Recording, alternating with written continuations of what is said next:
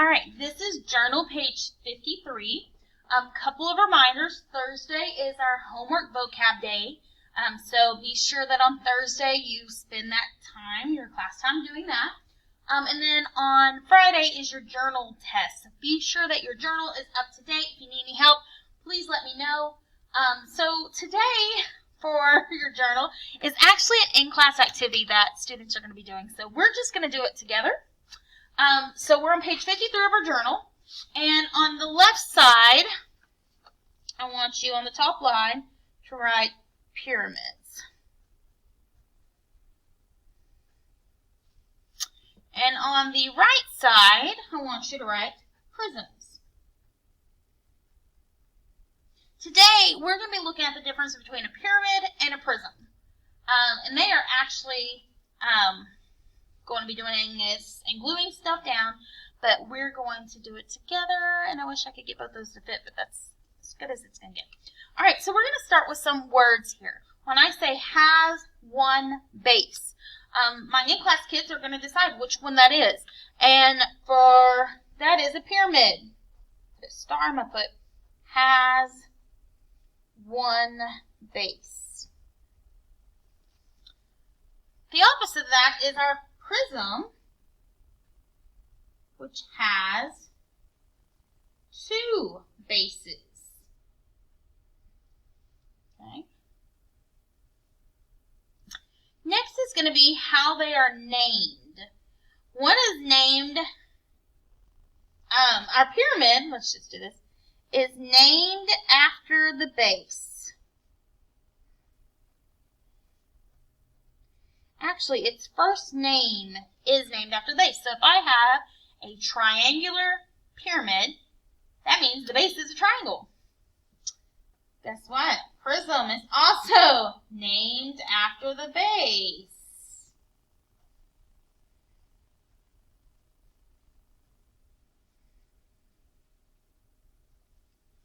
Sorry, I know that's kind of off the screen. There we go, that's a little better. Pyramids come to a point.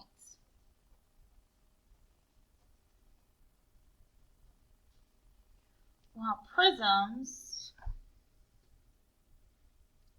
don't. So we're going to say don't come to a point.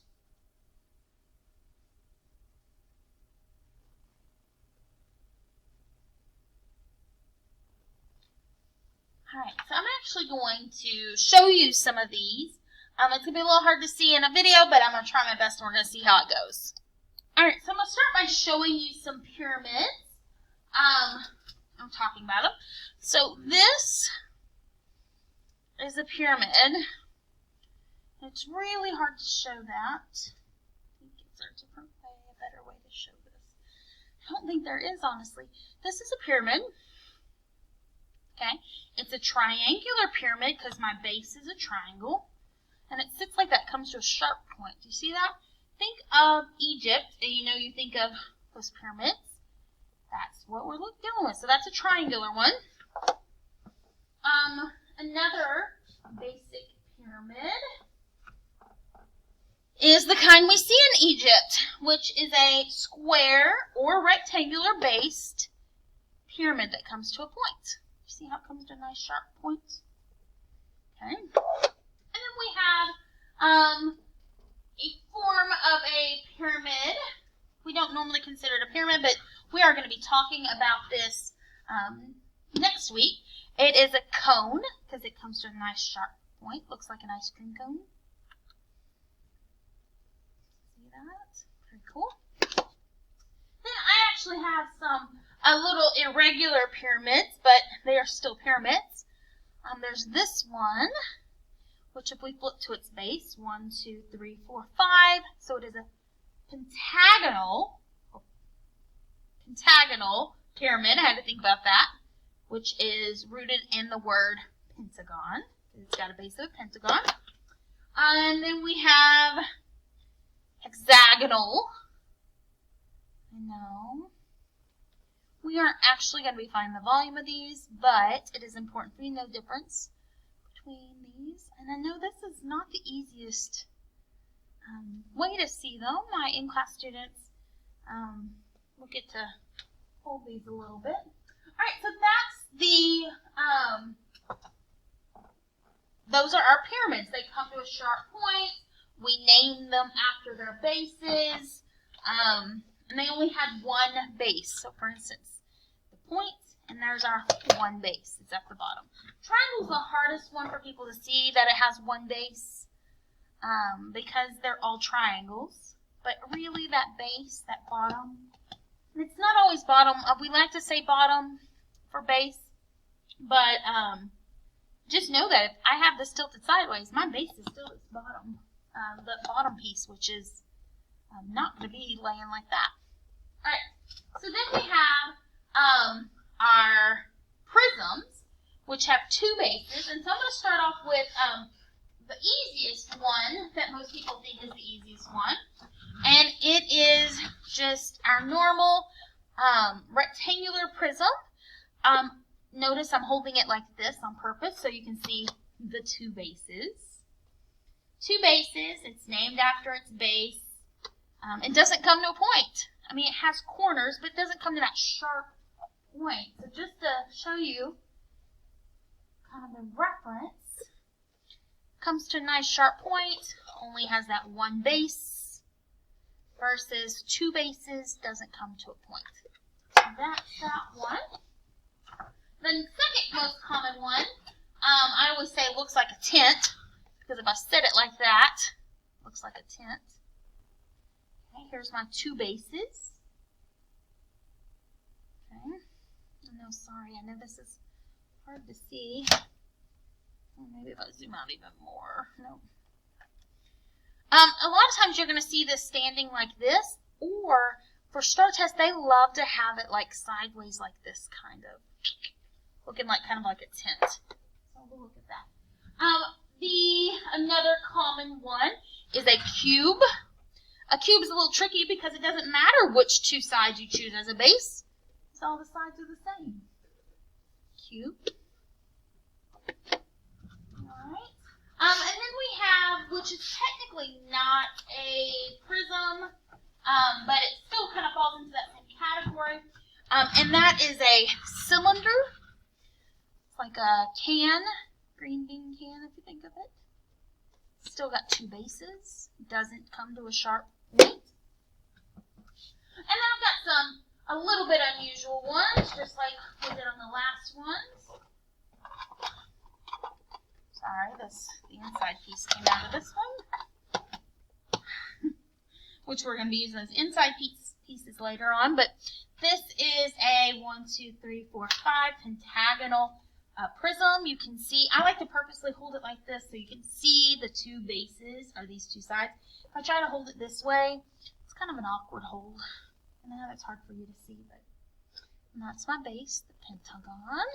And of course I've got a hexagonal one too.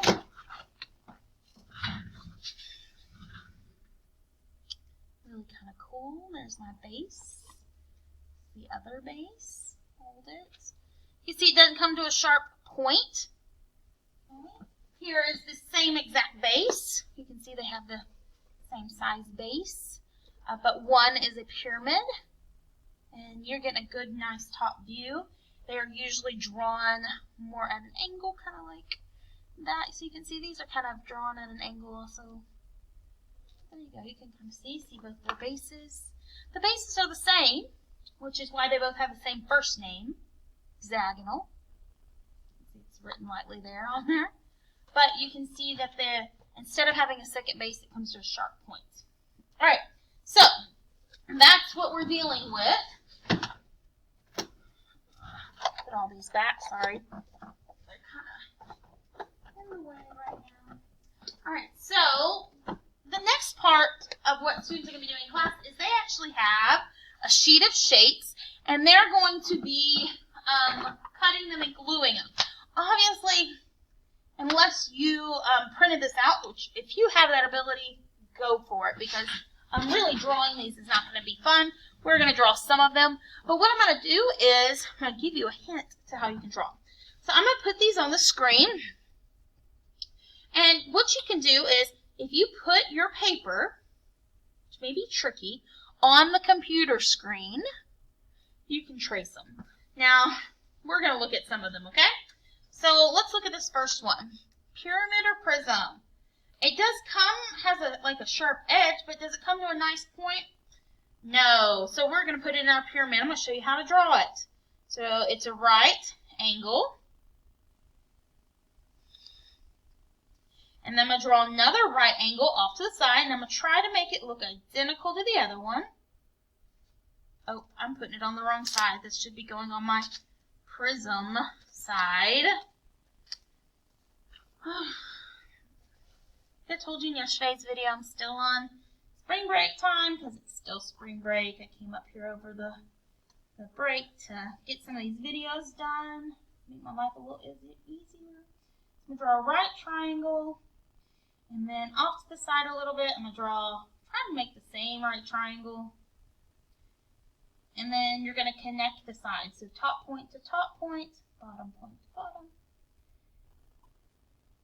And we're going to shade in the faces.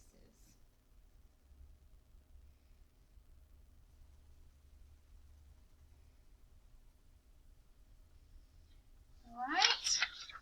Now we're not going to do all these because these are kind of difficult. Let's look at this one. It is a cylinder, and it's going to go in our prism. So it's we're going to do an oval, a matching oval, and then we're just going to connect the outsides. I'm going to shade my bases. Again, these do not have to be perfect. If you look at mine and say, man, those look awesome. First of all, thank you. Many years of trying to draw 3D shapes. Maybe I'm getting good at it. Alright, we have a cube, which is going to go into it. So this is going to be a little different. So we're going to draw what's called a rhombus, which is a squished cube. Squished square. So rhombus.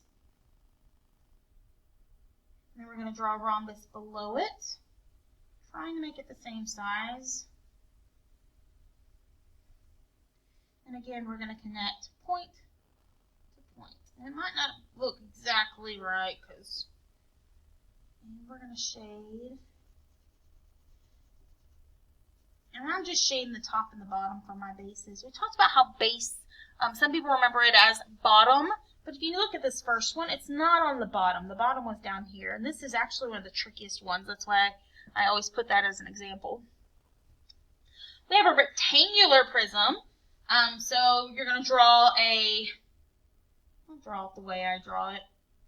I'll do a rectangle, and a rectangle, and I connect my sides.